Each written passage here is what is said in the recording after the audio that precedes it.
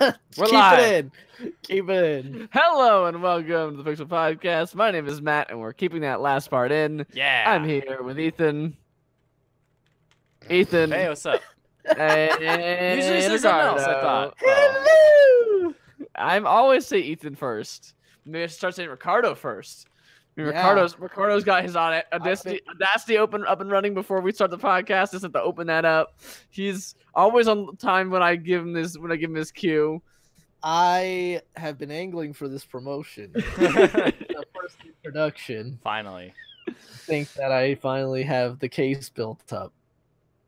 Ethan, he just can't handle it.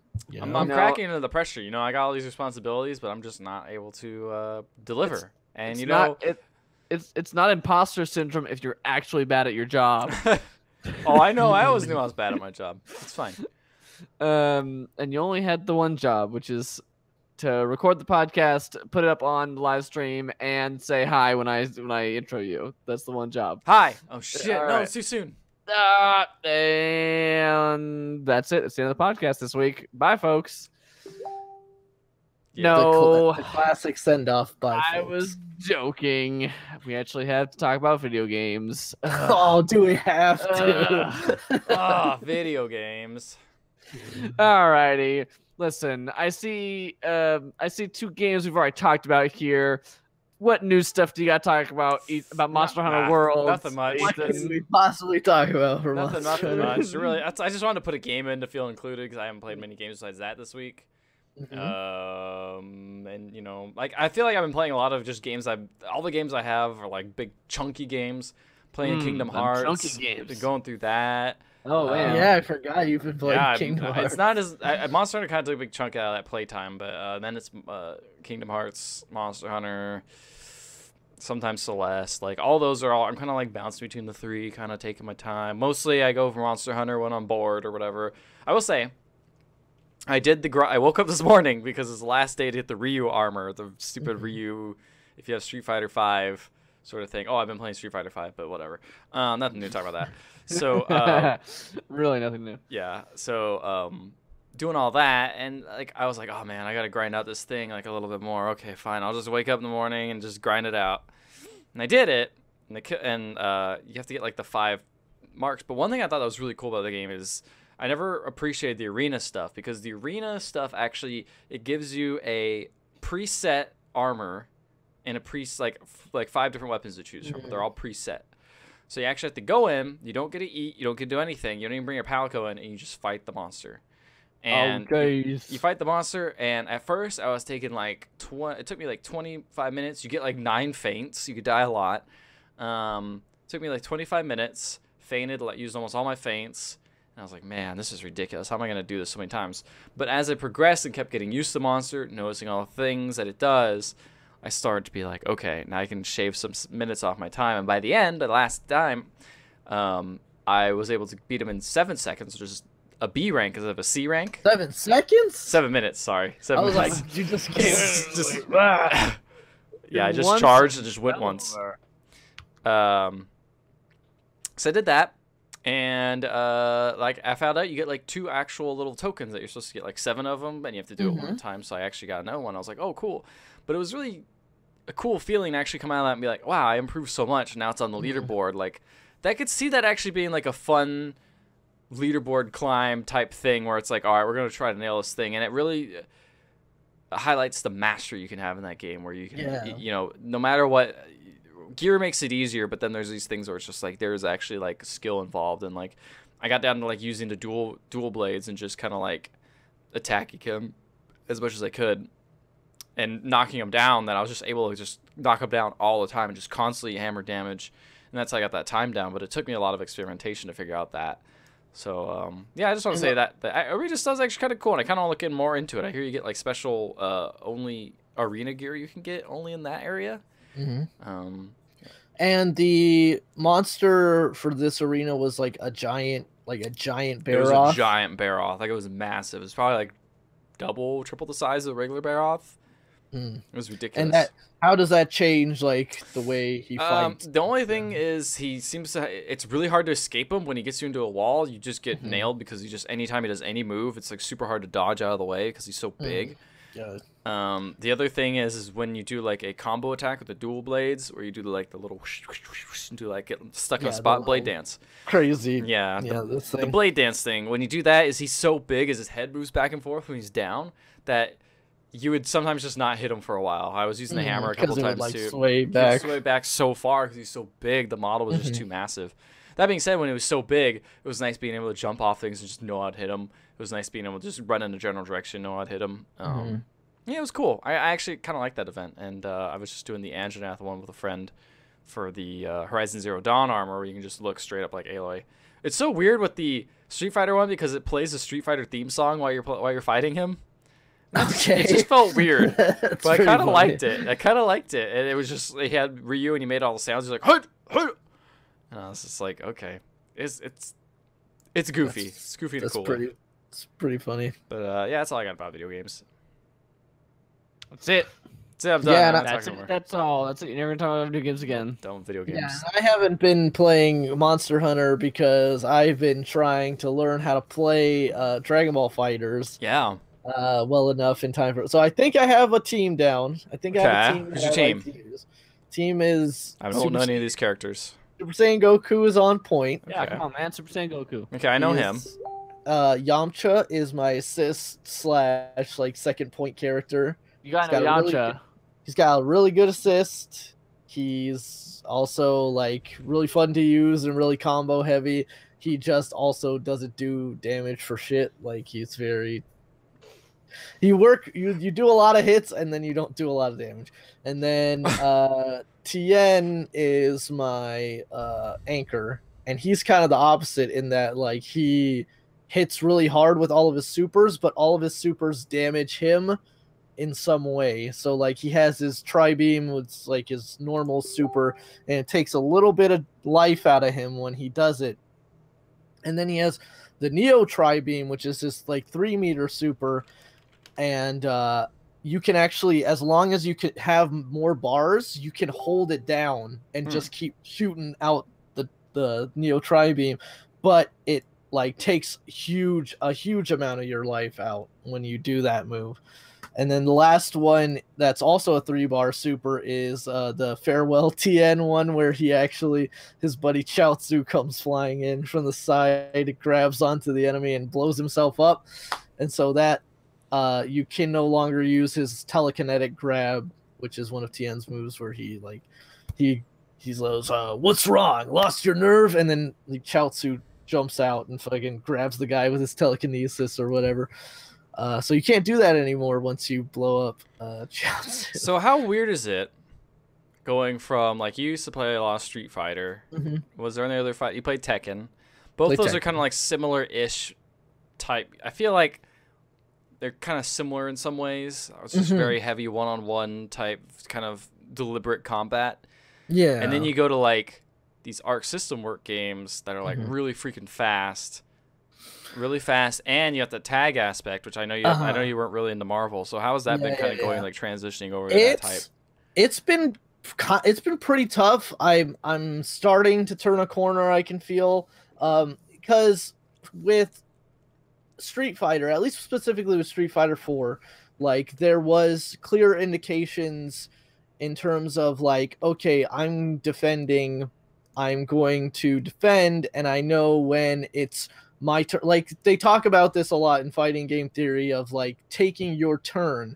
Like you have to know when it is technically your turn to attack, like, and what like parts of what block strings or whatever you can take your turn back.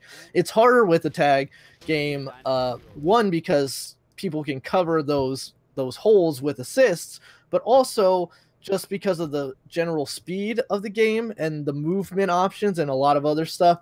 It rewards aggressive play in a weird, it rewards aggressive play against people who don't know like how to defend against it in a very real way. So like there was a guy who was clearly just doing Super Saiyan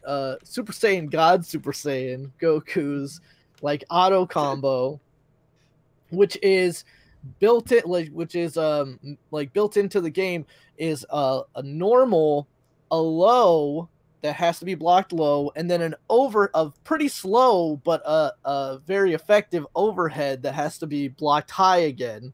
So it's like a very kind of difficult block string to defend against if you're not used to defending against it, or know that, like, okay, this big overhead is pretty long, so if you block the low, you can actually interrupt it or whatever.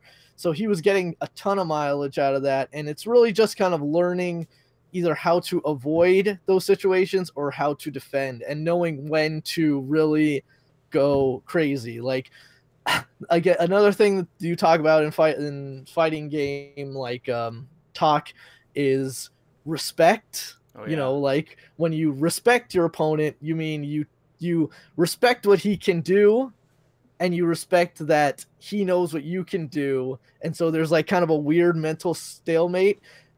There's no respect in these like tag games. People will just do anything they want because they can. So like you have to realize, okay, the guy jumped in, pursued, and I anti-aired him, so, and then launched him and gave him a full combo with a super at the end. He's not going to do that. Okay, he did it again. He hit me that time. Okay, whatever. He jumped in, and I'll do it again, and he fucking gets hit again. He jumps in, he gets hit again, and you're like, okay, he's going to approach from a different angle this time because he's jumped in and pursued like 3 or 4 times. Nope, he'll do it again. He will do it again because the weird risk reward in a lot of these tag games, because of how you can extend combos and how much you can dump your super meter into the opponent. Like when you get that the launcher combo with the 2 extensions and then a super, then if you have the meter, you can say, okay, I'm going to bring in my next character and he's going to super. Okay, I'm going to bring in my next character and he's going to super. And you can just kill off characters. It's a lot of investment to do so, but you can kill off characters like that. So it's kind of like it's a completely different meta in a fighting game than like what I'm used to, because again, I'm used to a lot of one-on-one or like a lot of one-on-one 3D or 2D fighters. So the tag thing is something that's been taking a while to get used to, but I am getting used to it, and I think I am on the right track. There might be some more character switches down the road, but right now I'm really liking the synergy of that team and liking playing as all those characters. Get the C fighters, basically. Yeah, pretty much. I have to say though that's my biggest disappointment, is that you are playing. Well, I'm glad that your team is working out for you gameplay wise. Those are the 3 most boring characters. What are you talking about? Those are like the 3 most boring characters. Ball. Wolf, he's got the wolf fang fist. Yeah, I'm to the guy who dies. There's a lot of there's a lot of jokes in there about that. Piccolo. Piccolo's awesome. Piccolo he's dead. He's dead? How do you know he's dead? You don't know anything, Ethan. Piccolo is tough to use, actually. Like, I wanted to pick up Piccolo. I've also messed around with Teen Gohan and Piccolo a little bit, but Piccolo is really tough to use in this game. At least for me. Like, there might be someone who's really good at him, but I know that a lot of top players are playing the Blues. They're playing Super Saiyan God, Super Saiyan Goku, and Vegeta. They're playing Android 16 is really good in this game. And a lot of adult. Yeah, they had a tournament recently. Yeah, like, a lot of adult Gohan as well, and Goku Black is another one that like a lot of people. Goku Black seems to be on a lot of people's teams. Cell is also supposedly really good, also. But Ethan, last week Ricardo and I talked a lot about Dragon Ball Z's plot, much to your chagrin. What I want you to talk everything that you know about Dragon Ball Z. Yeah. There's this guy named Vegeta, and he sounds like fajita, and makes me hungry every time I hear his name. Okay. He's got a weird tail thing. He looks like Mewtwo, kind of. There's Goku. He's a little boy, but then he gets real mad and goes super big, and it's maybe because he hits a certain power number. I don't know. He's got like a power number, makes his hair all crazy, and then he shoots like he sits there and charges for like a year, and then he shoots like a ball out and kills someone. Okay. But they're not. But no one really dies because they always come back. I guess that doesn't matter. Someone blows up a moon at one point. That sounds pretty cool. We got the fat guy has like looks like he's all pink. He's got like a weird thing coming on the back thing of his head. Majin Buu. No, not you, Ricardo. You know the answer. Yeah. Yeah. He does stuff. Who else we got there? We got Piccolo, which is a cool name. He's green. He's got like a turban thing on. I don't know what he has on. I don't remember what he looks like. What else is there? There's What's the plot? Like what's happening? Like I don't know. I don't know. I guess they're Goku's trying to do some shit, and he has to get a bunch of power levels because he's just trying to get more powerful, and then he's gonna go blow up the moon a bunch. No, he's gonna go blow up some stuff. I don't know. Why is it called Dragon Ball? Because they got balls. They got little Dragon Balls. There's like 5 of them. Is there only 5? There's probably more than 5. I don't know, but I was in my head. I was picturing 5 Dragon Balls. They got like, oh no, they have 5 stars in them. So that's why I think they have 5. Do they have 5 stars? There is a 5-star. There's 7 Dragon of them, Ball. and they each have the number of stars that they are. So there's the 1, 2, 3, 4, 5, 6, 7. Okay, interesting. So okay, it's one with 5. I don't know what the balls do, but I guess everyone wants them. I assume they're really important because it's the title of the show. What other things are there? That's about all I could think of. I think that's all Dragon Ball, and then there's a lot of yelling, and there's a lot of anime. Who's the bad guy? Oh, Vegeta? All right, no, not inaccurate, not inaccurate. Okay. 1 point, sure. Is he the bad guy? Who's the bad There's guy? always a new bad guy. Each season, like each kind of like segment of the show has a new. All right. Right now it's Frieza. Does that sound familiar to you? Frieza? A little bit. I don't know anything what they look like. What's Frieza? Okay, yeah. What's Frieza look like? Yeah, I was gonna say, dude. Blue? If you had to guess what blue. It's probably a blue person with cool freezy hair. No. No. Okay. I pictured Vegeta look like a vegetable for a little while in my head because someone mentioned he looked like a vegetable in some podcasts I listened to. What? No, he doesn't look like one. It's just that the name. All the Saiyans have names that are based on vegetables. So there's Goku is Kakarot. Well, he's Kakarot, which is like carrot, but then also the word Goku also means it's not cabbage. It means something in Japanese. His son is his grandpa is called Gohan, which is rice. And so is his son's also named Gohan. Nappa is Nappa cabbage. Valley? Oh.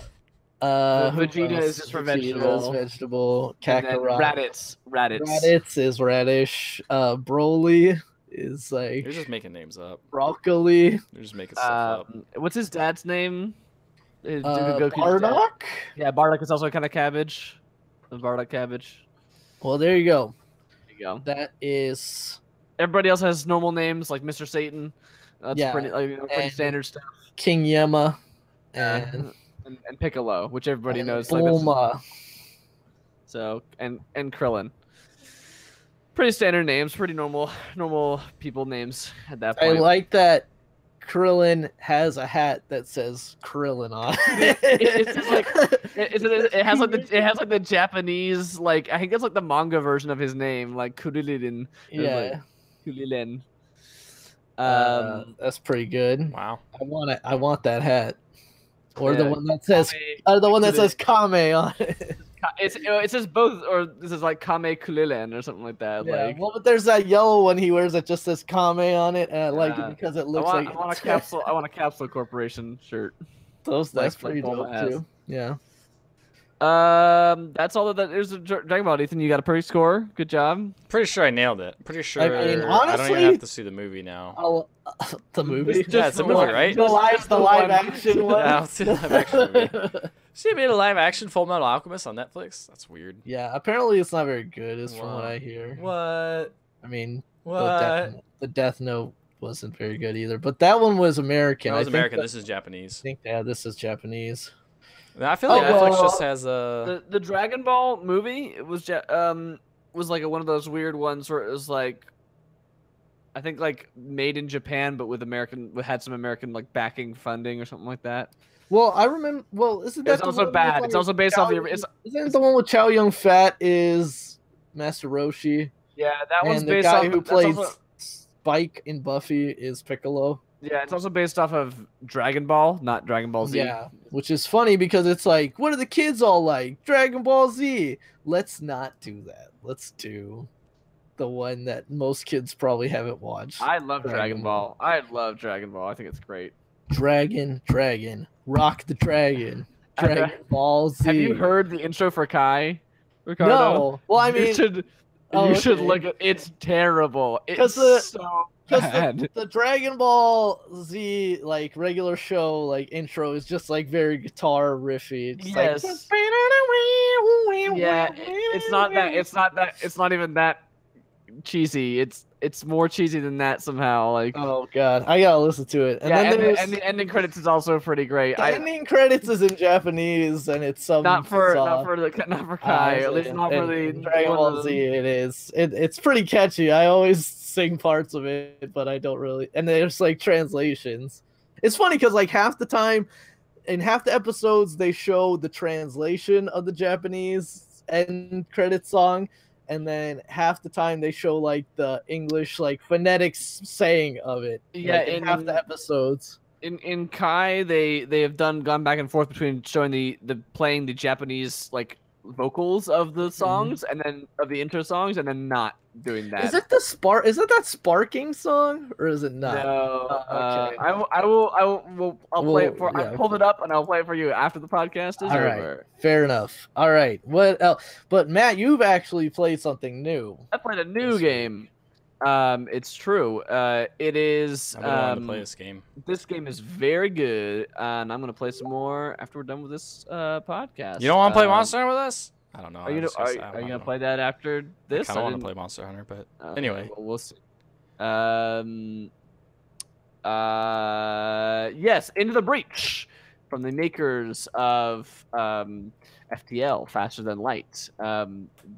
It is a this game is really good. First and foremost, it's got the same, very similar art style as FTL with its but with a different kind of genre. It is run based like FTL, but it is a tactics game, like almost like a tactics puzzle game, I would say. All of the game takes place in the far future, where the Vec, who are a bug creature race, have wiped before the Vec even showed up, though. Global warming has melted all of the water and made it the world is just run on islands, and each island is owned by corporations, and that is how the world. So it's a fictional story. Then. It's totally not gonna happen at all. Nothing like that would ever be true. Gotcha. Then the Vex show up and they're alien bugs, and they've destroyed the world. It begins after the world is already destroyed, and your guy goes, "It's too late," and he hits the time travel button on his machine and goes back in time to before the Vec destroyed everything. So the basics of the game is that it is a run-based tactics game. You control 3 mechs at a time, and you go from island to island, and each island has a series of like 7 or 8 missions that you can do. You can level up your dudes. Each of your pilots will level up individually. Then on top of that, the mechs themselves can get upgrades as well. And what you need to do is similar to FTL, you complete your run or not. If you fail, you can send one of your pilots back in time and save all of the progress that one pilot has made. I gotcha. Have them be reusable for the next run. So each pilot has different abilities. The ones that you can save and rewind back in time. Like one of my guys right now has like his. I'm at the very beginning of the game. I was still in the first run through of it, and he has an ability which is basically like he gets extra experience off of each kill. The cool thing about this game is it's very much bite-sized in a really good way. It's bite-sized, but it's not, and it's easy to get into, but it is not shallow. Each battle takes place on an 8x8 grid, and there are multiple kinds of missions that happen. But the root of it is that there are a bunch of human buildings on every grid, and they represent your life bar for the whole entire game, so to speak. When a building gets destroyed, it takes a bit off the power meter, the power grid, If the power grid goes down to 0, that's persistent through each mission, and if that goes down to 0 completely, then you're dead. Similar to kind of like fuel and FTL is probably the closest thing, although it's not 1-to-1.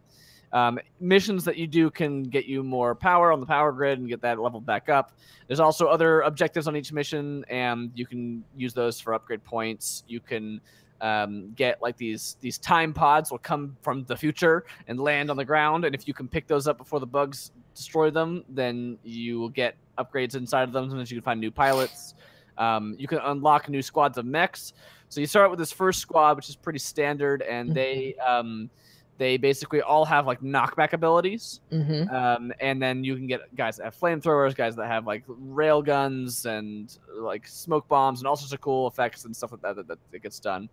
The cool thing about the game is that it explains everything to you up front. There's no percentage to hit.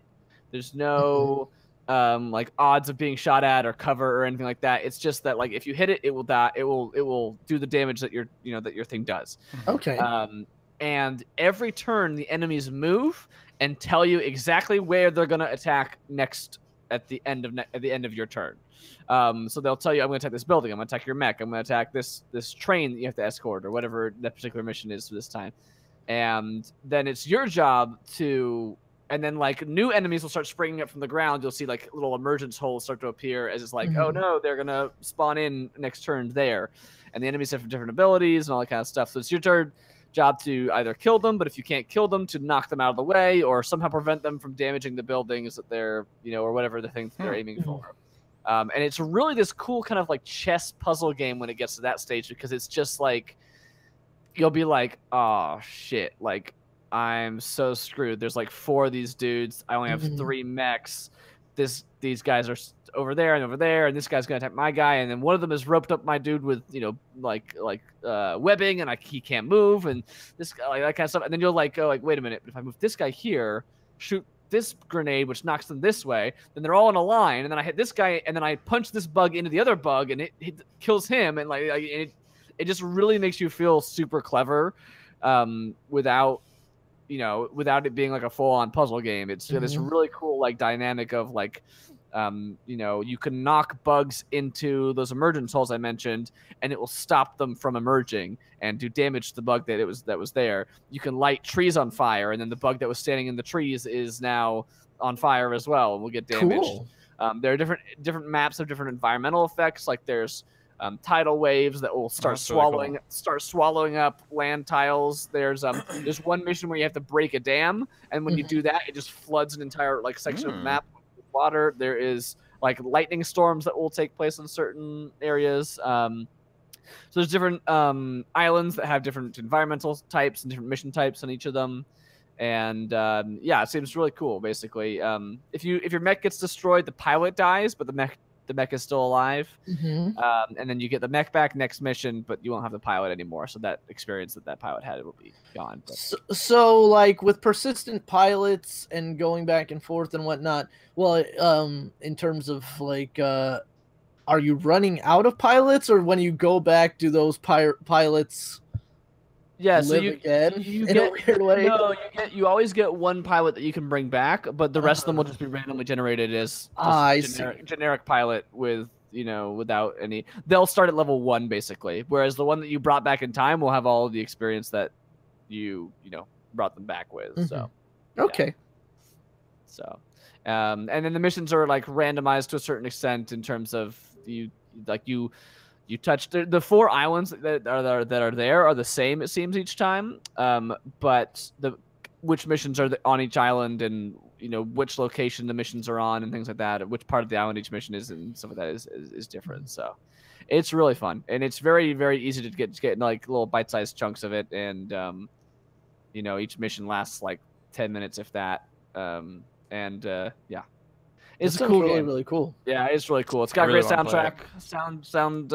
Same composer as FTL. I think Ben Prunty is the composer there.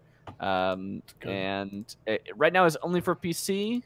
I think they've said they're gonna do Mac and Linux as well, and then they are not sure about anything else. Maybe we'll do other things. Everything comes to the Switch now, so just hold out for that, right? Maybe. Yeah, I mean maybe. Maybe. Who knows?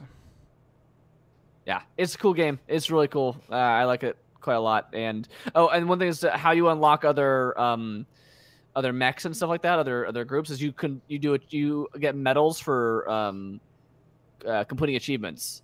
So like one of the achievements I have right now is like kill 3 bugs by pushing them into water in one like mission, or like charge like one of the guys I have right now. The 3 mechs that you start with in the basic squad are you have a big like bipedal mech, which is just a giant punch.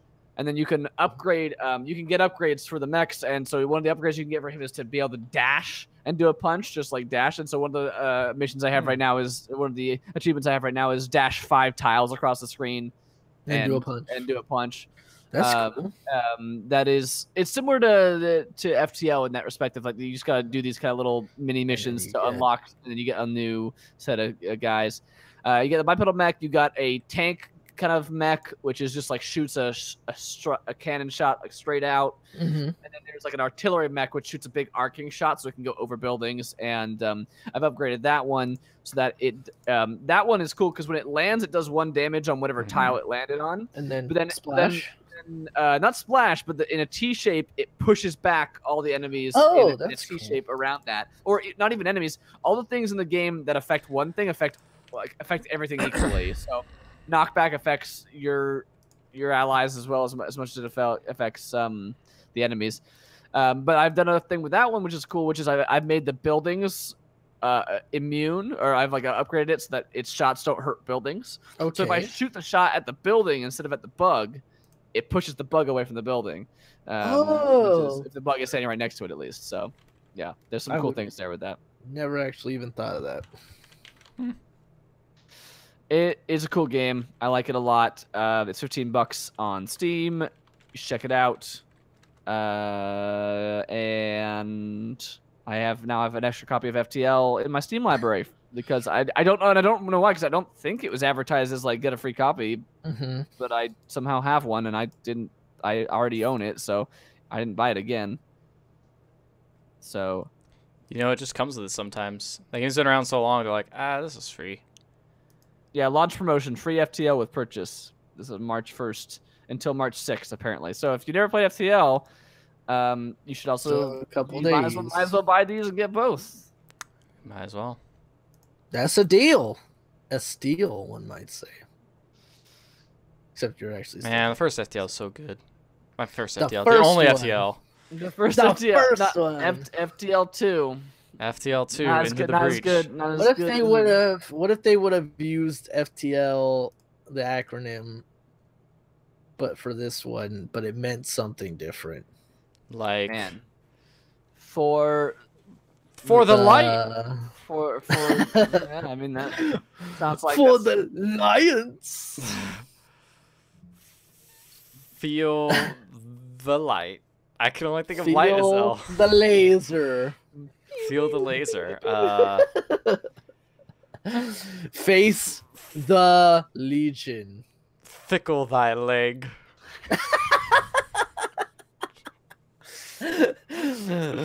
Fickle Thy Leg. Forward to London. That's pretty good. Forward to London's good. Frank.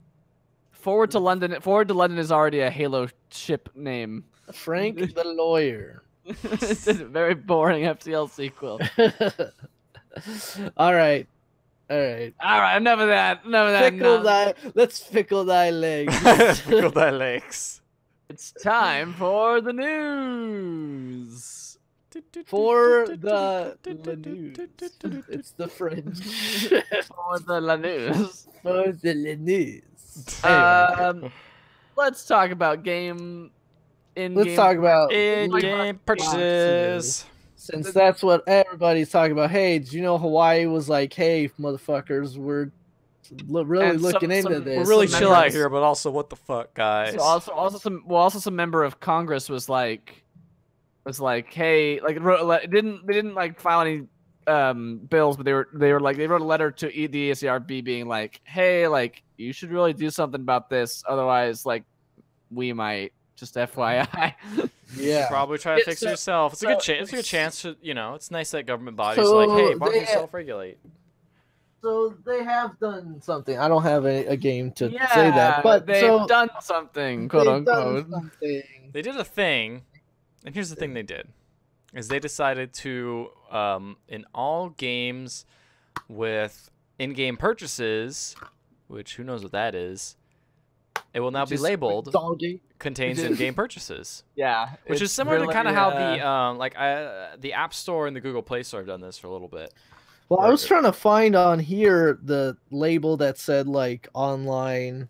Oh yeah, here we go. Well, online maybe terminate anytime. Online requires, or like online interactions not rated or whatever. Oh I'm yeah. gonna guess it's something similar to that. Kind For some reason, like that. I can't find it on this copy of Monster Hunter. That's because it's always good times in Monster Hunter. I was gonna say, so Monster Hunter approved. No, anyway. There's also a side note, just because we're talking about the ESRB. When I started up Street Fighter and got the update, like finally updated all the way, it said, "Note, ESRB note, this game has more blood in it." And still rated T though, no. and it's like a note to put on the little back that they have at the bottom here, where they list all the things in it. I'm like, oh my god, there's a whole message and everything, and I was like, wow. Print, and then there was a prompt to print out the new cover and put it in your box so that you remember that there's more blood there. Here's this code. Yeah. So Polygon did a whole feature on, like a whole feature kind of breaking down, like, hey, how did this happen and why did this happen? But the point is that the ESRB, in order to try to stay somewhat one step ahead of incoming legislation and legal action, is like, hey, we're telling you that they have it on there. It's the parents' job to read it and judge what they want for their kid or whatever. Which in a way it is, but also yes, it is. I agree. It's just that like it's too broad. Yeah, literally, I can't think of a game that's going to come out that is not going to have this. That's not helpful. Like putting a thing on it, putting a sticker on every single game, that is just the same as not having the sticker at all. Because like the real thing that people were really upset with is specifically a lot of ways loot boxes, and in-game purchases are not the same. Like DLC is an in-game purchase, but that's not necessarily the same as loot boxes. And I know the ESRB had an answer to this, which was like, oh, well, a lot of parents didn't know what loot boxes were. Yeah, that so it needs to be. We didn't want to confuse them with too many. You know, all you have to do is put contains randomized inside in-game purchases or something like that. Like something that says random, you know, where it's like. You don't know what you're getting because it's stupid. Because even like any game will have an expansion, any game has DLC. Or like repeatable purchases rather than just an in-game purchase. You know, where you can spend money forever as opposed to like, oh, okay, I bought all the Horizon Zero Dawn content. I own all of Horizon Zero Dawn now. I can't spend anything else. Yeah, exactly. But yeah, I think this is a step to the side, where it's not a step in the right direction. It's they're making action. It's not good action, but they're sure making action. They're making an action to make it so that they don't get in trouble. It's basically the most dodgy of political moves of just like, oh no, people are giving us attention that we don't want us to give attention. Look, we're doing work. Sticker. All right, done. Don't worry. Yep, we're good. All right. The thing that's weird is I don't think it's anymore. They already review all the stuff on the back for blood, mild language, just themes, violence, and like comic mischief, and use of alcohol. Yeah, that's what this one says too. Kingdom Hearts. Comic mischief. But you know, it has that stuff on it. It's not that hard to just put one to make the specifics of just put contains repeatable in-game purchases or something like that, you know? Like, it's not hard to do that. Hey, that's a city in there. It's because Monster Hunter's in the Dragon Ball box. You're one of those people. You're one of those people. I hate you. All right, episode title is Ricardo is a monster. No, he's the real monster. I mean, at least he's the only one who uses it, so it's fine. Whatever. All right. So yeah, ESRB, get on that shit, make it so that Johnny Law doesn't get on you. Seriously, because as soon as legislators get involved, it's gonna be way worse. It's like, just police yourself a little bit better. Step it up. As an aside, did you guys get any shots about the? Did you guys see any of the like transcripts from the Supreme Court trying to be explained how the internet works today? I Like, read about that, but I didn't see it it. was really great. Is there a I will series look it of up. tubes? You guys keep talking really weird. Yeah, Well, I think we'll move on. we'll move on. Go no, ahead. I'm done. I was just gonna try to fill okay. space, but it was boring. It just feels I was gonna like, say- it just feels like, There's just a half step. They just need to do. They need to go all the way, or else Yeah. it's gonna come back and bite them in the butt. Loot boxes aren't going away, and they need to be labeled better. And it's just something that has to happen because it's the reason. See, what's interesting though is that I don't think on the App Store and Google Play Store, when you buy a game that has in-game purchases, it doesn't tell you. Only if it's free and has in-game purchases, then it tells you. I think I could be wrong. I was hoping Matt would know about that, but he's sorry. What was the? If a game costs money and has in-game purchases on the App Store, does it still tell you that it's in-game purchases? I thought it was only for free. Okay. No, it's all of them. It's all the Okay. ones that are contained in-app purchases. And this is the thing is like to put this kind of label on a video game is like the barest minimum. It's like already what all the app stores like already That's true. do. It's like to have it be is additional thing is like I said, just kind of dumb. Excessive. Like, yeah. Anyway, speaking of other things that are dumb, So Nintendo introduced user reviews, player reviews rather, on their games in the on the Nintendo website. You can leave a little review on Switch games. Be like, Aw. hey, motherfucking, I like this game. But then Oh. 5 days later, they were like, hey, no, we don't want We people don't want saying that. they like this have game or that don't like this feature. game. That's weird so they- because like PlayStation and Xbox have ratings on their thing, like little reviews, not reviews. yeah, they have reviews, but like they'll have like thumbs up or whatever, Yeah, or or like star stars. reviews. Yeah. And Nintendo had this to say: customer reviews have been taken offline as we evaluate this feature and its functionality. We currently have no estimated date on when an update will be provided. We appreciate the positive response and thank the reviewers who provided such thoughtful commentary on the games. And then they had a follow-up to this, which was weird because they made this statement and it sounded like it was like something perhaps happened and they took it offline, or maybe the feature really wasn't ready to go online and somehow went online anyways. But then they made another statement and they said that Nintendo.com recently offered a trial customer review feature to let fun. users share feedback about Nintendo Switch games on our website. The response has been positive, and Nintendo appreciates the time and effort that reviewers put into their thoughtful commentary on the games. Nintendo has removed this feature as we evaluate the future of the ratings functionality on Nintendo.com. We have no estimate on when an update will be provided on the status of the initiative, but we appreciate the enthusiasm shown for the trial. So it's weird that the wording changed from like, hey, we took it offline to like, oh, it was a trial to begin with. Like, I don't know what's... It's like the Super NES, you know, or the NES Classic. You know, we always said it was limited. It was always limited. What are you talking about? Yeah, it's what? Well, how useful? I just, it's also weird that it's like strictly Nintendo.com. I don't know if it had any kind of like eShop Yeah, tie-in. and it didn't even seem like it was like all games. It seemed like it was just Nintendo games, which was weird. Maybe that's why there was a trial, because it was just Nintendo games. They have a little like example of it here on the Polygon story. Basically, it's a star rating, and then you can tag it with tags such as challenging, fun to play, kid appropriate, great value, great characters, and a lot of other stuff like that. And then you can provide your headline and comments, but minimum of it has to be a minimum of 50 characters. So you can't just be like, it sucks. 50.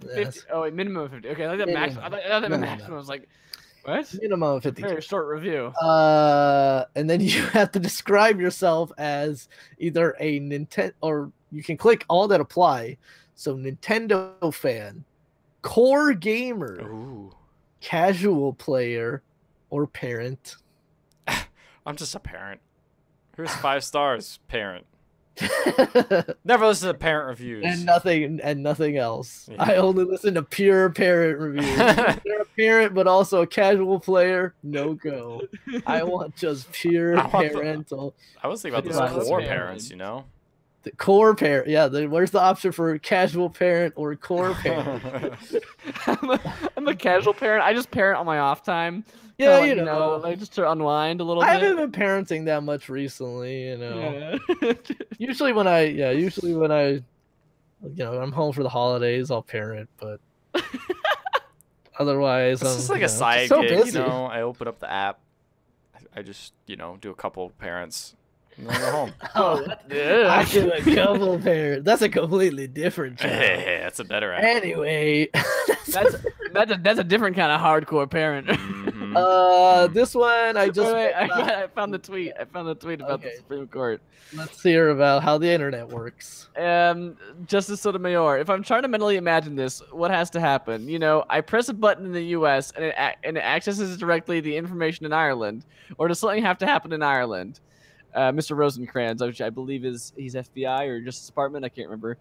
Something has to happen in Ireland. These emails, Justice Sotomayor, exist only in Ireland. And what happens it exists and then Justice Kennedy interrupts and says, something has to happen electronically or with human intervention.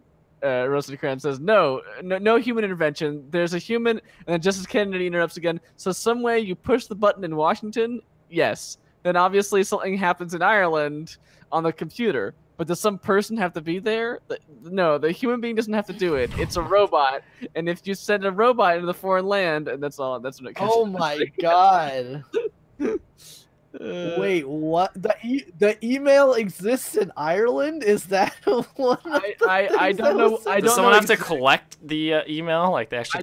I don't know the subject they were talking about. To be fair, I think they were talking about some sort of server. I think this sounds based on the Sure. minimal context I have, which can be complicated for sure. But I think I think everyone was. Oh no. Okay. Wow. All right, moving on. Next news story. The next news story. This one I just added on there. I don't know what's our fondness like of Crytek? I played the first Crisis a bit. I liked the second one better.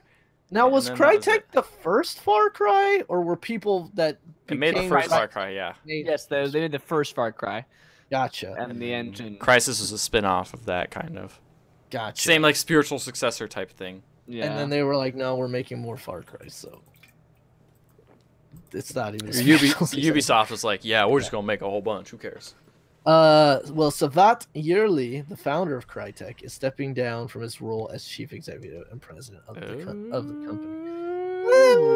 Crytek's been having some weird issues. Didn't they launch a cryptocurrency? Didn't they- they also yeah, like, stop paying their employees? Okay, for so it? so according to the Polygon article here, it says the announcement comes at a precarious time for the German company. Hunt Showdown, the mission-based survival shooter, launched on Steam's early access platform just last week. The game is in active development and actively attracting a new player base. Crytek also launched its own cryptocurrency earlier this year in Turkey, where it will pay players of its free-to-play online shooter Warface. Launching a cryptocurrency only in Turkey does not sound like the sketchiest ass thing And you've that ever you are heard. giving to players that play your online game for hitting in-game milestones. It also is actively suing the team behind Star Citizen projects. Remember Yes, about that. because they were using Amazon. They For switched over to copyright Amazon Lumberyard, which is based on CryEngine, and so then they were supposed to be using CryEngine, and then they supposed to stopped, and So this guy's just like, I'm out. I mean, one doesn't necessarily have to do with the other, but he gone. Yeah. And I suppose we wish that guy luck, Mr. Savat Yearly. I mean, yeah, he sounds like he left at a desperate time, kind of, where it's like, I mean, as soon as you launch a cryptocurrency, y'all got some issues. Just saying. Mr. Yearly, if I could just have a minute. Oh, wait, why is your desk packed up? Oh, I'm going on vacation. I'm going to be a casual parent. I took all my cryptocurrency and gonna go spend it somewhere. Cryptocurrency. You know what? You know what? Yeah. All these bad business decisions, he's just gonna go home and cry. Cry. Yeah, I don't know. Probably into Speaking of games, speaking of birthdays, speaking of games in sort of trouble, Ethan, you added this story. Yeah, this is an older story. I don't think we mentioned it last week, but I believe it was last week where this first popped up. Yeah, so the System Shock a while ago, that old game, was actually had like a pretty cool like full-fledged demo that got released on Kickstarter. It was maybe not a demo, it was like a walkthrough, but it looked really cool, really well polished. It looked like next gen, it looked really cool. And like, cool, let's get this Kickstarter campaign going. And it had $1.35 million on the Kickstarter campaign and had over 20,000 backers. It's a lot. That's a lot of backers. There's a lot of people waiting on this game. And then apparently they just say, hey, we're going to be on a hiatus and we're not going to be developing this game. We're going to take a break. We're not ending the project. But it's going to be completed after all of our promises are fulfilled. Like, it's going to come. But, you know, every time one of these happens, it was like, well, we told you so sort of thing. Like, Kickstarter's not had that great reputation. And even, like, a game with so much polish and it looked pretty safe. You know, this looked like something that was like, okay, it looks like it's a lot done. But, like, the problem with these Kickstarter projects is even if they have a lot done in the demo pitch, as the Kickstarter rewards and things happen, like, those rewards have to be fulfilled. Those take man hours to put all those rewards in. And then what happens is what they call mission creep, which is, you know, your ambitions get eaten up by, like, the amount of resources it takes, especially when you're trying to meet all these goals. And feature creep, too, is a thing in normal game design, even beyond... Totally. Like, just anywhere. Like Kickstarter stuff, yeah. Exactly. Anywhere. It's just something where you get too ambitious and it's like, oh, no, we can't actually deliver on all we promised. So 15 contract workers are no longer working on that game, but they're not laying off anyone yet. So it's like, I don't know, man. Can you ever trust anything off Kickstarter? Like, I used to be so excited to look at Kickstarter and be like, wow, let's check this cool thing. I want to look at this. Like, I mean, I don't think you ever pack of cards. Could. You ever really could, but like there was that nice like rose tinted glasses that we all looked at and we're like, oh man, let's get this neat thing, and now it's like, I feel like, especially though when it comes to games, like you shouldn't trust it, like because game development is so fraught. Like there's so many things that go into making a video game. Yeah. And like even if you've done some work before you do the Kickstarter, there's still a lot of work to go. Whereas when you like talking about buying a pack of cards, like it's just all they really need, like a lot of those Kickstarters just like, we need the money to pay for the production of the cards and like the shipping of the cards. That's it, kind of thing. We like, have the designs done. We've already got the designs. We just need to like print them. I mean, that's like, way that easier. Kind of thing, you know, that's what way I mean? easier. There's like, lots of things that have succeeded, but you know, I think the thing is also lots of games succeed on Kickstarter too, but they don't get as much highlights as the ones that fail spectacularly like this. Yeah. So in the story they mention how they switched from the Unity engine to the Unreal engine last year, and also Larry Cooperman, who I believe is the head of this studio handling this Night Dive, he talks about how kind of like here he's quoted about how like the project kind of got away from them. He said, mistakes were made. Maybe we lost our focus. The vision began to change. We moved from a remaster to a completely new game. We strayed from the core concepts of the original title. As the budget grew, we began a long series of conversations with potential publishing partners. The more we worked on the game, the more that we wanted to do, and the further we got from the original concepts that made System Shock so great. Yeah. So it seems like maybe their own kind of ambition has just like kind of they've shot themselves in the foot a lot of ways, where they were like, oh, we're gonna make this recreation, but what if we did this and what if we did that, and look, oh, this has responded really well and we have this many supporters and stuff like that. What if we tried this, that, and it sounds like it was becoming something different than what maybe even the people who backed it wanted it to be, and they feel like they need to actually rein it in a bit. Yeah, but and that happens when you start working on something. You get excited. You're like, oh, we could do this. Would that be cool? And then you just gets out of hand, you know? It just gets out of hand. But either way, that doesn't sound good. So good luck to them and everybody who backed them, hopefully. Because even I saw that trailer and was like, man, that does look really cool. But you know what? I was like, hey, I could just wait until it comes out.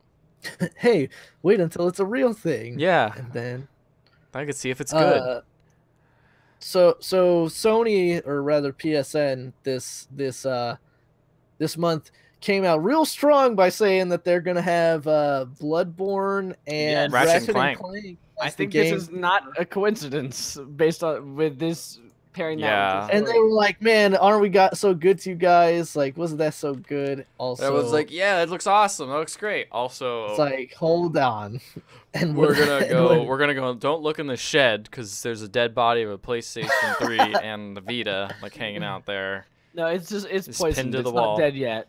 Oh, it's poisoned. It's slowly dying. Yeah, you're right. Yeah. It's got, it's chained up in the shed. Don't look too closely. Yes, indeed. Yeah. So they a year from now, you will no longer get 2 free games for the PlayStation 3 and PlayStation Vita. So they're going to keep doing it for another year, and then it's going to stop, which is probably a good idea that they announce it a year ahead of time. That way, if you bought it and you're like, what if you're someone who has a PS4 and, you're really into it, or PS3, I'm sorry, and you're really into it, and then you're like, I love my PlayStation Plus. I get tons of free games. And then they're like, nah, we ain't doing that no more. Well, I just bought it for a year. Ah, well, that's too bad, Yeah, I mean, it's a long time coming. Like it is a long time coming, but it's also like, man, that timing was very weird. That timing was very weird and suggested that it was like, I mean, look how good we are to you. It's also probably like, I know some people are obviously gonna be bummed by this, but it's not that surprising. In fact, I have an email from I got an email today too. They gotta tell that stuff because that's one thing they promised, Yeah, like also because like people who don't read like gaming news who might have a PS3 is like, oh, I guess I'll subscribe to this thing. I heard you get the free games. Like they definitely want anything else out of it. So yeah, PS3 or PlayStation Vita rather titles. Vita will be. I remember for the longest time I thought that's what it was called. What? Yeah. Because you just read it and then you're like, oh, that's what it is. It's obviously PS Vita, and then it's like somebody said it, and I was like, oh, that's not what it's called. After March 8th, 2019, the monthly games provided to PlayStation Plus members will no longer include PS3 or PS Vita titles. Any PS3 or PS Vita monthly games downloaded or previously added to your download list will remain playable for as long as you remain a PlayStation Plus member. And here's the dark lining to the cloud is that the dark lining or the silver lining? No, this is the dark lining because this is back good. Okay. It's already dark stormy. But it's dark and stormy. Now it's gonna get even darker. Why are you speaking like this? I feel talking like this now. Darker and darker. So so now instead of getting like, oh cool, maybe we'll put like 3 PS4 games or 4 PS4 games. Nah, y'all still only get 2 free PS4 games. Wow. So it's like you don't even get anything. You just get less stuff. You just get less stuff. Loss of value. And I think maybe this is a rumor because they were mentioning some earlier. They're mentioning some stuff rumor about like Central, being able to the garbage train, being able to change your PlayStation name. Yes. And that was a thing a lot of people wanted. And they say, we might change it. Maybe that's the thing we'll do, and I'm thinking maybe they'll launch it then. They'll be like, hey, you're getting less games, but, you can change your PlayStation name. You don't have to be Fart Knocker 420 anymore. Fart Knocker 420 is such a good name. Yeah, I guess. To be fair, a lot of the Vita games I was looking at, I was always looking, being like, I own a Vita. I look at the games and I'm like, you're like, not worth it. These are all like, I download them, I put them all in my library, but I'm like, I probably would never play any of these. I'm excited for other people to play Bloodborne, but also I'm like, I already have Bloodborne. Yeah, I thought the same thing. I'm like, Bloodborne's really good.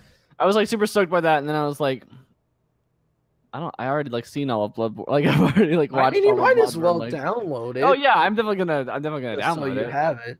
It's still super fun. Also, Ratchet and Clank though. I'm guessing it doesn't include any of the DLC, right? No, I don't. Probably think so. not. Ratchet and Clank's pretty good. I have that. I already own that one. That's what I was. That looks pretty good. That looks like I'll probably play that a lot because That one's good. Cool. What's the last? Oh, that's it. That's it. That was the last one. I was like, That's well, all the news. No more news ever. The news is over. Congrats, we killed it. Yes. That's it's the end of news. It is the end of days. It is the end of news. It's time for trailer trash. Trailer trash. Get it out. Ricardo was prepped with the zoom, the dramatic zoom. You should have zoomed into the ham. Oh wait, wrong way. Almost. Still not. Close enough. Well, you know what? It's a work in progress. Yeah, we'll get it right. We'll do it live. I was never good at improv. We will be looking at these trailers, and then we'll be reviewing the trailers for your listening That's pleasure. how it works. That's how it works. Moving on to the first trailer, beginning of the trailer trash. City of the Shroud. Release. This is great. Release window. Announced trailer because it had a really weird couple of announcements at the end. I feel like this. At the end of the trailer. We'll get to it at the end of the trailer. So I guess, this was a turn-based strategy game, tactics game, if you will. Tactics game. Which it looked confusing as hell. I'll be honest. I was gonna say it wasn't clear. Great. It was. I think it's just because a lot of games that have a lot of complex mechanics are hard to show off in a trailer. That in a trailer to the first place. But several things. They said there's a pop that says real-time combat, but it looks turn-based to me, but it says real-time, so I don't know how that works. And it's all grid-based. It's all grid. And then it's like this wheel thing where you seem to be able to combine moves and do moves in a certain order or something. That's the thing is at first I thought it was it's a radial menu, but it's it is, but it's also filling up commands Kinda on the reminds me of Magicka, where you're punching the stuff to do a thing. A button combo to do a thing, Yeah. sort of like that, but on a radial wheel, so to speak. It doesn't look bad. I don't think it looks bad. It's like putting in your combination on a lock. Yeah. Instead. It's a lockpicking minigame. And then at the end it was what was it? It said live campaign, something 2018, spring of 2018 or something, and then full release PlayStation 4, Xbox 360, Xbox 360 on Xbox One and Steam, March 2019 or something like that. So it was a very weird. Yeah, that's why it's called. I almost release felt like window. I almost felt like this shouldn't count. That's cheating. To say you can't have a definitive edition of a game. Oh yeah, that's the thing. It says comes out edition. Okay, it says I'm looking at the actual thing. Live campaign begins summer 2018. Okay. Is that live campaign? Maybe they're running it that live. Was another thing. At some point in the trailer, it was your decisions influence everybody in the world. So maybe that's what they mean by the campaign. So it's this. It's like a multiplayer thing. I can't tell. I can't make heads or tails of this damn trailer. And then right after that, it says definitive edition coming late 2019. That is more than a year from now. Way more than a year from now. And also, basically, you could play it now, but it's not. It's on the definitive edition. It's gonna be shit, man. It's like if. I mean, it's early access, right? No, it's a little bit different. Unless everyone who buys the normal version gets the definitive edition for free, I guess it's like early access in that case. But it's like saying Street Fighter V out now, the arcade edition will be out next year. It's why would I buy the normal one then? Also, it's cheating to say that the full edition is going to be out before it's Like usually you do that like after you've done like 3 DLC packs, and you're like, okay, this one has all the DLC packs in it, and you get that one. No, this is the release window. This was actually only supposed to be circulated internally, but got out into the public. No, I don't know. Anyway, moving on. Deep Rock Galactic. This game looks really, really cool. This is a game where you play as dwarves, but like space dwarves. It's like and the you're cool mining. ones. And you're mining, and you're shooting, and you're grapple hooking, and you're doing all sorts of crazy stuff, and it looks really cool. Yeah, this game's actually pretty high on the Steam charts right now. I think it's in early access, but it's like 6th or 7th. Like that's pretty good for this type of game. And I mean, these type of games are totally like people love playing these sort of things, and it looks fun. Gather a bunch of friends, fight some monsters. It's got a neat art style. It doesn't look I was too. gonna say it's kind of got like a weird flat texture style, but it actually utilizes it really well. Yeah, because with these the lighting and stuff. these type of games have a tendency to look real ugly, but they really have a cool, nice art style. It's the way the lighting bounces off things, makes it look super cool, and the fact that like the characters and the character models look a little more realistic, but not too realistic. They still fit in that same mold, but you know it still works when you're mining rocks or whatever. Oh, yeah, it seems really neat. Seems like a really cool co-op Terraria type game that's in 3D. Indeed. Looks like there's some shenanigans that go on, monster hunting type things. Shoot monsters. Shoot mans. Shoot the mans. Flamethrower the mans. Flamethrower. But what if you don't like dwarves and you want something a little more mystical? What do you? Oh, yeah, because dwarves are very, very grounded. They're very grounded. They are because they're close to the ground. Yeah, exactly. Yes, you got it. I don't know. My mom doesn't let me read books that have too much magic in them. Oh, I bet you can't play Mario Party then. Yeah, you know. Yeah, no. Mario Party 2. I could only play the space level, half of the space level and the cowboy level. It's a call out. But what if you're a Harry Potter fan? Harry Potter. Is that like the Harvard Lampoon's like parody version? Yeah, like it's the garbage pail kid sticker. It's like we just changed one of the letters. And now it sounds funny because Pooter. Yeah. Oh. Yeah, this is the phone game that you could play called Harry Potter Hogwarts Mystery, and right off the bat they're fucking it up because they're like, choose your house, and it's like you can't do that. The house chooses you. You gotta choose you, unless you be like, no Slytherin, no Slytherin, no Slytherin, and then it's like, oh, no Slytherin, well, you would be great in there, but I have Gryffindor. Yep, you got it. So you got to do that a bunch of times. There's a tapping mini game. You just tap, tap, tap, tap, tap, tap, tap. Not yeah, no, Slytherin, there's not like Slytherin. a trace. You trace the symbol, and it's like you did a spell. Oh, I know, but I'm thinking to think not Slytherin. You have to hit the not Slytherin yeah, button you times. have to. But for the spells, yes, you have to do the little wound thing and do the swipe thing. Choosing your house is where I draw the line at this. It's an idle. It's an idle game. You have to play to mentally block from being a Slytherin.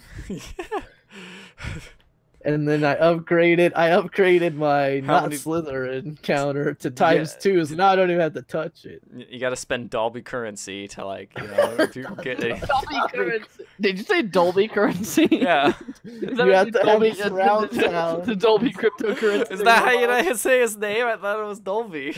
It's Dolby. Oh shit! Is it L? Okay. No. It's Dolby Digital. No L, 2 B's. What was he? He was like a house elf or some shit. I don't know anything. That's exactly what he was. Cool. I don't know. Way to get something like completely wrong, and then the next thing exactly right. That's me. It's your Dragon Ball thing. Your Dragon Ball explanation all over again. What do you think this type of game is? Like, I don't know. I keep watching this trailer. I've been watching it over and over again. Game is. And it's just I know they have that Harry Potter AR game coming out from from Niantic. Niantic, the Pokemon Go people. It's different from this thing, which looks like it's a straight up mobile game, but like I don't know. It looks a little more. It's like an RPG. Yeah, I was gonna say there's like weird dialogue. Well, maybe this dialogue. It might just be like, hey, your Bertie Bott's every flavor bean jar is full. Tap it to collect all your Bertie Bott's. I don't know. Hey, phone games, are they ever good? Some of them are. I don't know why I said that. Very few. Reigns is pretty good. Threes was pretty good back in the day. Man, remember Threes? Still have that installed on my phone. You know what else I heard is great is Warhammer Vermintide. Oh, we got a comment that says someone who went through the Pottermore disappointment with everyone else choosing your own house is bullshit. So yeah, Chad agrees. Yeah. Wait, what? Now I have to know what our listener. Again, what house the was sorted into. I remember when Pottermore was just like it was like an all text kind of thing. I took the house, quiz, the sorting hat quiz or whatever, and I got put in Hufflepuff, and I was like, I identify with that. I think that's my house. And then when they like redid it with all the sleek graphics and was like, "What's your Patronus, motherfucker?" I was like, all right. I was like, oh, I gotta take this again. Okay, I'll take it. And I'm like, I'm sure I'll be Hufflepuff again. And it's like, you're Gryffindor. I'm like, no, I'm not, motherfucker. Yeah. Get me out of here. I always get Hufflepuff, so I feel all right. Yeah, we had a conversation. Actually, it's funny enough, I had a conversation with friends about this like last night, as someone was very disappointed that they were in Hufflepuff, and because three of us were in Ravenclaw and the other one was in Gryffindor, so we were trying to console her, but she was like, "It's fine, it's not that cool," and I was like, "I have some friends who are very defensive about Hufflepuff." I love Hufflepuff. I know Ethan's a Hufflepuff defender as well. A Hufflepuff's good, man. It's all about eating snacks, dude. Yeah, you're just like trying to be helpful. You try your hardest. Ravenclaw's a good one, and you get Gryffindor. I feel like no one wants Gryffindor because it's like the basic, like, it's so generic. Just basic. They fucking handed those. Listen, guys, that's Hufflepuff. They handed those. Hhufflepuff is the best. No, we're not. They like handed snacks. those house coats. What's Hufflepuff's defining feature? Snacks. They like snacks. That's pretty. They damn try amazing. really hard. They try really hard. Also, I don't know where. They're very friendly. I don't know where Ethan's like Hufflepuff like snacks thing comes from because there's nothing ever once that ever. I thought the food is like always in the halls. Look, man. Dolby said it was fine, so all right, moving on. Vermintide. Vermintide okay. 2. You guys played a lot of Vermintide. We played a lot of Vermintide 1. That game's great. Vermintide 1 is good, and we played it. And it's kind of the only Left 4 Dead like game around, really. That kind of it just had a few things that were like it wasn't. The loot system was terrible. It wasn't as repeatable as Left 4 Dead either. Yeah, and the thing is it was really cool about it is and it was hard because if you died, you were done. That was it. The end of the campaign. And that loot system was really cool.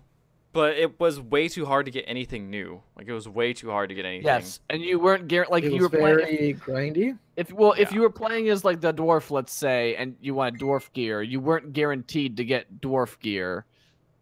Playing as the dwarf, you might get dwarf gear, you might get any of the other characters' gear. It's like fun because it's cool to like definitely have variety and play as other classes, but it definitely wasn't like.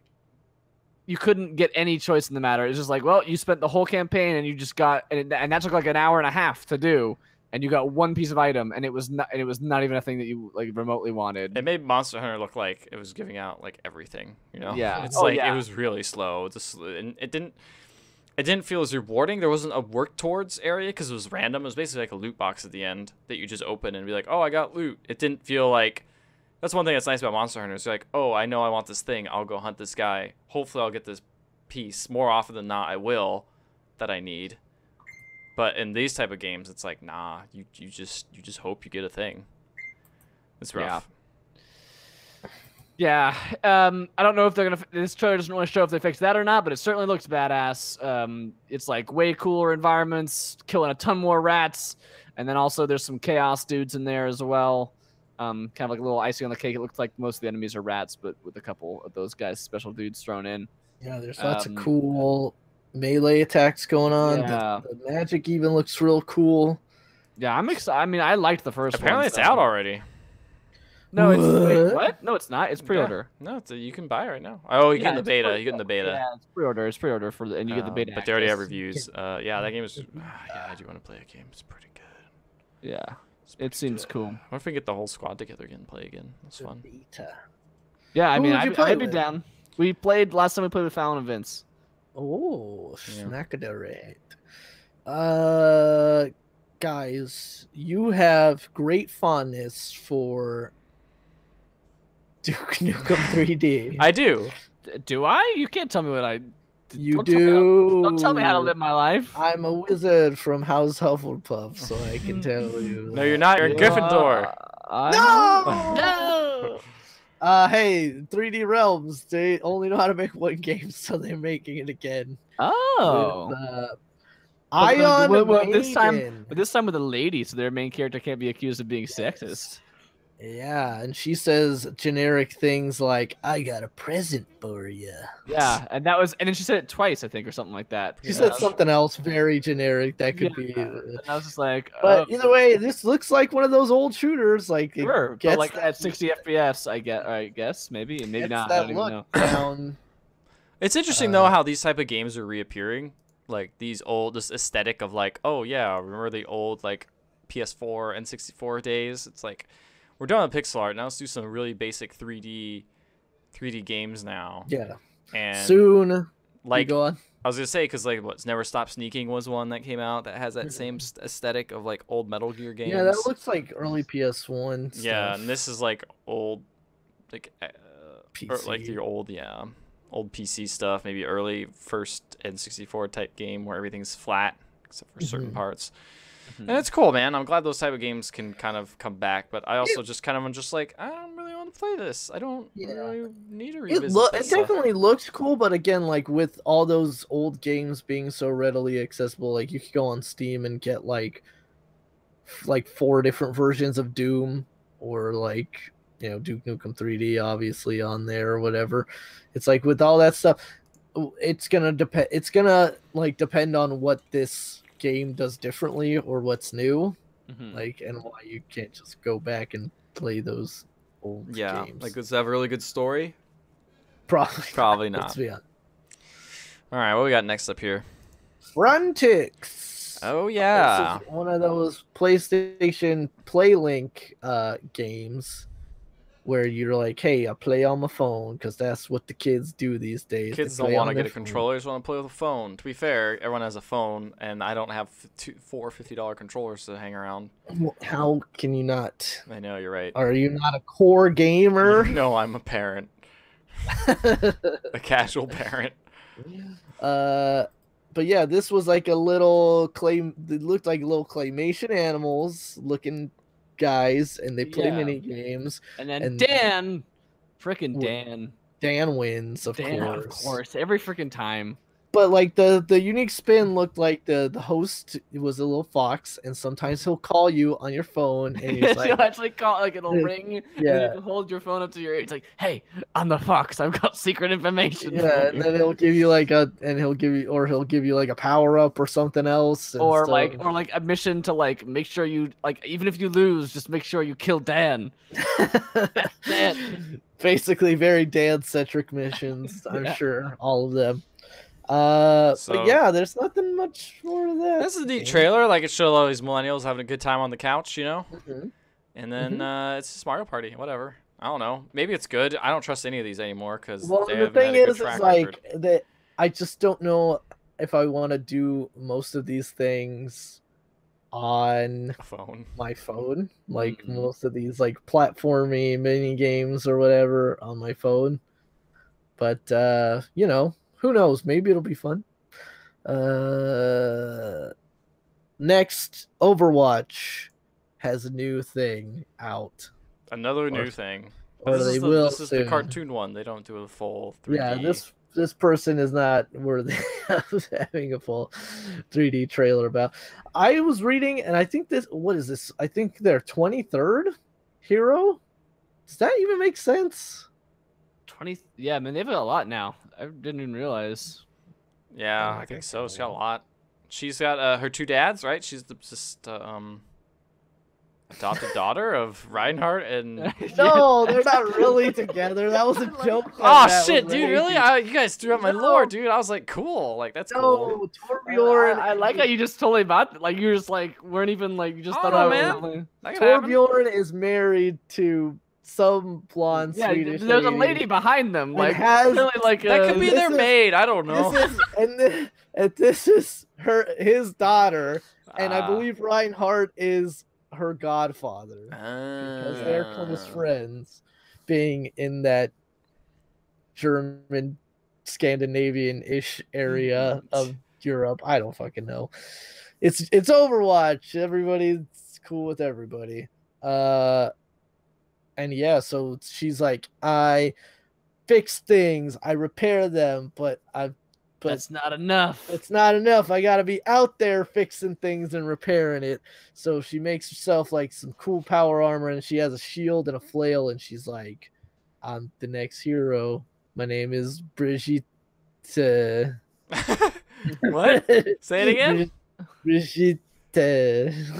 I It do looks think like Bridget. I do think it's funny how like some of the characters have code names or superhero names, and some of them are just their name. It's Yep. just Yeah. it's just the name. It's just, like, Soldier 76. you have Farah, who is just not her name, and then her mom's name is just Anna. Yeah. It's just- Roadhog. Junkrat. Junkrat and Roadhog. I don't think they have. Ooh. I don't think they have real names. In Australia, they don't have real names. That's what I learned. So Oh, they just name whatever. I am the Night Rider. Everybody has two dads. And everyone has two dads. I mean, that's cool. I like how you didn't realize that was a joke. No, I look, man. I don't know. Overwatch lore. And They it's could. over. I was They gonna keep say it's revealing stuff, Overwatch. and I'm just like, I don't know. Sure, whatever. That happened. That's cool. It's all interesting, but I just don't follow it. Well, she And fixed the cat. last, Anyway. she gave like the cat armor, Oh, and the cool. cat was very It did- pleased with it. Yeah. I wonder if that's gonna come into play with her character. Is she already like out, or is it just this? Is No, just, I believe she's on the public test realm. Oh, as- go ahead as- and check it out. I know she has like shielding abilities, and that's all I know pretty much. She has shielding abilities she can also hit stuff with her flail and heal, I think, or give people armor, something like that. I don't know. I've fallen off of Overwatch. I never played Doomfist. Yeah, I have fallen off as well, even though I was really into it. I'm watching some of that Overwatch League, but Yeah, Overwatch League is fun for sure. And then last but not least, we have the launch trailer for Into the Breach. So we actually got to see some of that stuff that Matt was talking about earlier. Yeah, I really dig the game itself. So I really dig the art style and the sound and the music.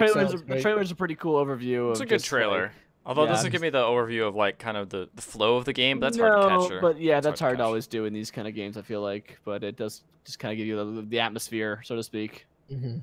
Yeah. I just like how the art style it looks almost exactly like FTL, but like different. But just it's like if someone transferred FTL into a into this sort of format. Yeah, like all of, these like, things top could appear in the down. FTL universe, and I'd be like, all right, that makes sense. Yeah, none of those look really God, different. FTL's so good. Anyway, I want to play this game. Really excited to try it out. Gotta be the little Mantis guy. Yeah, Little in Mantis. FTL. I forget the different. I forget the different. I think those are just called the Mantis race. They aren't. I forget the different aliens in FTL. There was like wait, no, I don't remember.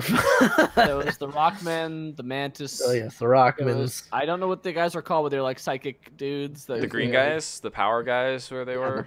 Yeah. The crazy rock crystal guys that were like not the rock ones, but they're like Yeah, crazier. the crystal versions. There was like the guys that couldn't breathe air, so they had to have a vented spaceship. That was the thing that was really cool about that game, is just finding like all the little special aliens that you'd find and just being like, oh sweet.